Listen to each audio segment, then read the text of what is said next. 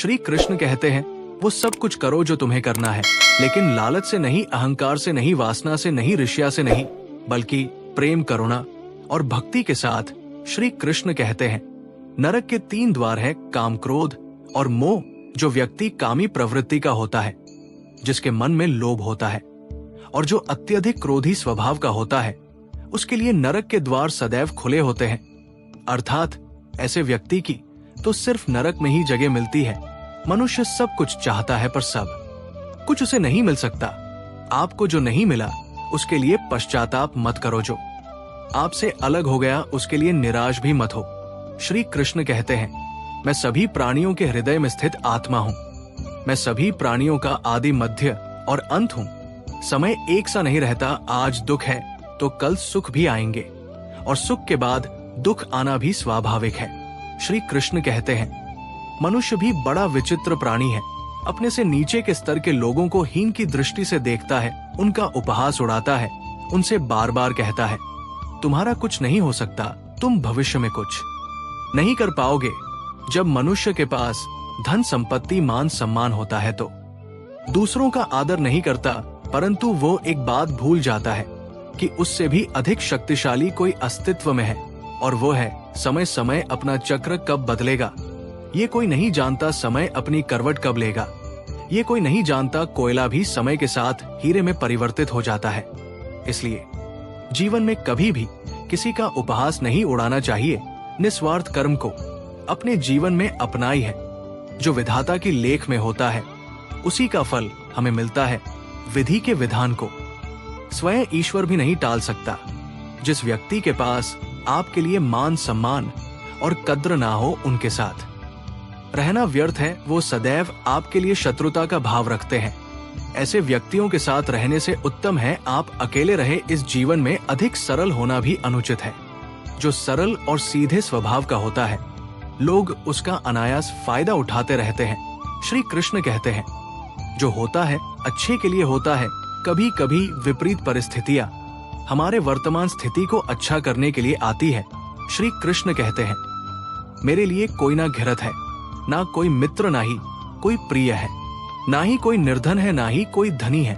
बस जो व्यक्ति भक्ति भाव के साथ मुझे याद करता है, मैं उनका हूँ और वो मेरा। श्री कृष्ण कहते हैं, वह किसी के भाग्य के निर्माता नहीं है। व्यक्ति खुद अपना भाग्य लिखता है। आप जैसा बीज बोएंगे आप वैसा ही फसल काटेंगे। आप जैसा कर्म करेंगे आपको वैसा ही परिणाम मिलेगा। यदि विद्यार्थी मन लगाकर पढ़ाई करें तो परीक्षा में सफल अवश्य होगा। इसलिए हर व्यक्ति का भाग्य भी तभी बदलेगा जब वो अपना कर्म करेगा भ्रम और संदेह से परे। जब भगवान आपसे प्यार करते हैं तो आप हर चीज से प्यार करते हैं। कभी खेत में किसी किसान को खेती करते देखा है? वो उसे सीज है, उसे जोतता है पशुपक। शियों से खेत की फसल की रक्षा करता है, परंतु एक बात का वो सबसे विशेष ध्यान रखता है कि कहीं खेत में खरपतवार ना उग जाए, क्योंकि एक खरपतवार खेत की सारी फसल को नष्ट कर सकता है।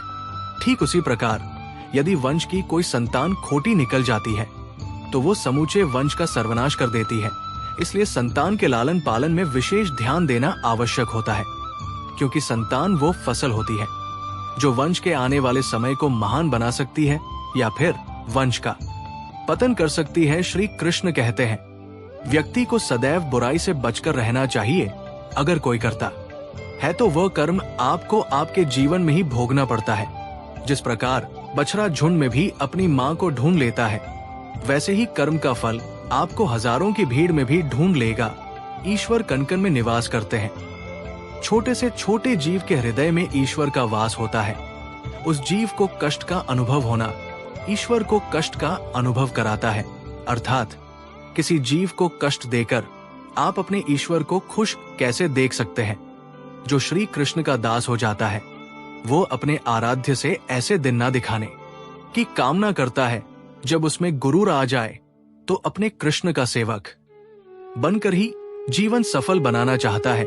आप जो कुछ भी कर रहे हैं, भगवान की दृष्टि सदैव आप पर बनी हुई है। इसलिए आप ये ना समझे कि आप अकेले हैं। भगवान सदैव आपके साथ होते हैं। कहते हैं, मन के हारे हार है और मन की जीते जीत। अर्थात जिस प्रकार सकारात्मक विचारों से सफलता मिलती है, उसी प्रकार नकारात्मक विचार असफलता की मार्ग की ओर अग्रसर करते हैं, क्योंकि जैसा हम सोचते हैं वैसा ही हम बन जाते हैं और अपने विचारों के माध्यम से ही हमें नकारात्मक और सकारात्मक परिणाम मिलते हैं। इसलिए अपने सोच को हमेशा सकारात्मक रख, क्योंकि मनुष्य यही एक ऐसा प्राणी है जो कर्म करता है। इसलिए कर्म करना प्रत्येक व्यक्ति का धर्म भी है और धर्म करने वाला व्यक्ति कर्मवीर कहलाता है।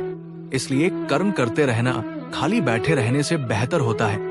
मन से पाप करने वाले को मन से, तन से पाप करने वाले को तन से, दिल से पाप करने वाले को दिल से और दिमाग से पाप करने वाले को दिमाग से सजा मिलना निश्चित है।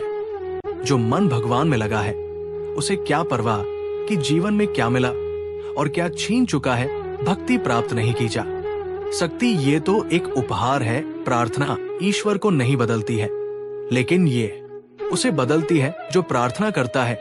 विचलित मन वाले व्यक्ति को मौत उसी तरह से भाकर ले जाती है जिस तरह से अचानक आई बाढ़ में गांव के सोते हुए लोग बढ़ जाते हैं।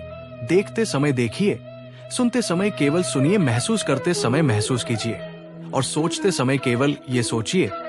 यही वास्तविक धर्म है। आपका काम है अपनी पसंद के काम को खोजना, उसे खोजे और फिर उस काम में खुद को पूरी तरह से लगा दे। यही सफलता का मार्ग है। दुनिया में अधिकांश लोग इसलिए असफल हो जाते हैं क्योंकि वो विपरीत परिस्थितियां आने पर उनका साहस टूट जाता है, वो भयभीत हो जाते हैं। संसार का नियम है, जिस तरह के विचार हम अस्तित्व को संप्रेषित करते हैं उसी तरह की ऊर्जा अस्तित्व द्वारा हम तक पहुंचती है। ध्यान रहे, विचारों का सकारात्मक होना अनिवार्य है, तभी रह सरल और सुगम होती चली जाएगी। जब तक आप अपनी समस्याओं एवं कठिनाइयों की वजह दूसरों को मानते हैं, तब तक आप अपनी समस्या और कठिनाइयों को मिटा नहीं सकते। अच्छी किस्मत के लोग थोड़ा भी बुरा होने पर भगवान को कोसते हैं और बुरी किस्मत के लोग थोड़ा भी अच्छा होने पर भगवान का स्मरण और धन्यवाद करते हैं। प्रभु अपने भक्तों की सदैव परीक्षा लेते हैं। इस परीक्षा में भक्तों को अनेकों कष्टों का सामना करना पड़ता है। सामान्य लोग इसे अपना दुख मानकर पीछा छुड़ाते हैं, वही साधक तथा प्रेमी प्रभु की इच्छा समझकर उनका सामना करते हैं। अगर हम परिवर्तन के लिए किसी दूसरे व्यक्ति के आने की उम्मीद करेंगे तो परिवर्तन नहीं आएगा, बल्कि हमें खुद को उससे आगे लाना होगा। जो कुछ भी तुम्हारे भाग्य में लिखा है वो अवश्य ही उचित समय पर तुम्हें मिलेगा। तुम क्यों परेशान होते हो? जो भाग्य में नहीं है वो कभी नहीं मिलेगा। तुम व्यर्थ ही प्रयास कर रहे हो। इसलिए जो मिला है उसे उचित तरीके से बिना फल की कामना किए करो। जब सफल होगा। हर किसी के अंदर अपनी ताकत और अपनी कमजोरी होती है। मछली जंगल में दौड़ नहीं सकती और शेर पानी का राजा नहीं बन सकता। इसलिए अहमियत सभी को देनी चाहिए। श्री कृष्ण कहते हैं, कर्म पर तुम्हारा अधिकार है, लेकिन कर्म के फलों में कभी नहीं। इसलिए कर्म को फल के लिए मत करो और ना ही काम करने में तुम्हारी आसक्ति हो। क्रोध से मनुष्य की मति मारी जाती है, जिससे स्मृति भ्रमित हो जाती है। स्मृति भ्रमित हो जाने से मनुष्य की बुद्धि नष्ट हो जाती है और बुद्धि का नाश हो जाने पर मनुष्य खुद अपना नाश कर बैठता है। एक समय की बात है, एक छोटे से गांव में एक साधु महात्मा रहते थे। वो बहुत ज्ञानी थे। गांव के लोग उनके पास जीवन की समस्याओं का हल पूछने आते। एक दिन एक युवक उनके पास आया जो अपने जीवन से बहुत परेशान था।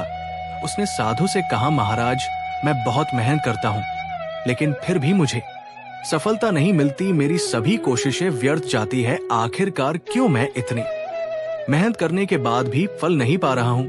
साधु मुस्कुराए और युवक से कहा, बेटा चलो नदी किनारे चलते हैं, वहां मैं तुम्हें एक महत्वपूर्ण बात समझाऊं। युवक साधु के साथ नदी किनारे पहुंचा। साधु ने एक पत्थर उठाया और उसे नदी के पानी में डाल दिया। पत्थर पानी में डूब गया और पानी में छोटी छोटी लहरें बनने लगी। साधु ने युवक से पूछा, क्या तुमने देखा कि पत्थर के गिरते हैं लहरें बनी? युवक ने कहा, महाराज, मैंने देखा। साधु ने समझाया, जीवन भी इसी नदी की तरह है। जो भी कर्म हम करते हैं उसका असर होता है।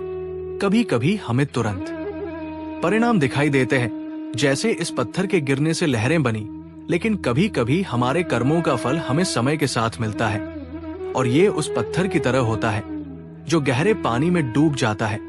तुम्हारे द्वारा किए गए हर अच्छे कर्म का फल अवश्य मिलेगा, लेकिन उसका समय तय होता है। युवक अब भी चिंतित था और बोला, लेकिन महाराज, मैं तो इतने सालों से मेहनत कर रहा हूँ, फिर भी मुझे कुछ नहीं मिला। साधु ने फिर मुस्कुराते हुए कहा, कभी कभी हमें धैर्य रखना पड़ता है। जब एक बीज बोया जाता है तो वो तुरंत पेड़ नहीं बनता, उसे पानी, धूप और समय चाहिए। हमारे कर्म भी वैसे ही होते हैं। अगर तुम अच्छा कर्म कर रहे हो तो उसका फल अवश्य मिलेगा, लेकिन तुम्हें सही समय का इंतजार करना होगा। युवक समझ गया कि उसे धैर्य और विश्वास रखना होगा। उसने साधु को धन्यवाद दिया और अपने जीवन में धैर्य के साथ आगे बढ़ने का संकल्प लिया। इस कहानी से हमें क्या सीख मिलती है? हम जो भी कर्म करते हैं उसका फल हमें अवश्य मिलता है, चाहे वो अच्छा हो या बुरा। हमें धैर्य और विश्वास के साथ सही समय का इंतजार करना चाहिए, क्योंकि कर्मों का फल कभी व्यर्थ नहीं जाता। दोस्तों, इस वीडियो में बस इतना ही। मिलते हैं अगले वीडियो में। अपना ख्याल रखिएगा। जय श्री कृष्ण।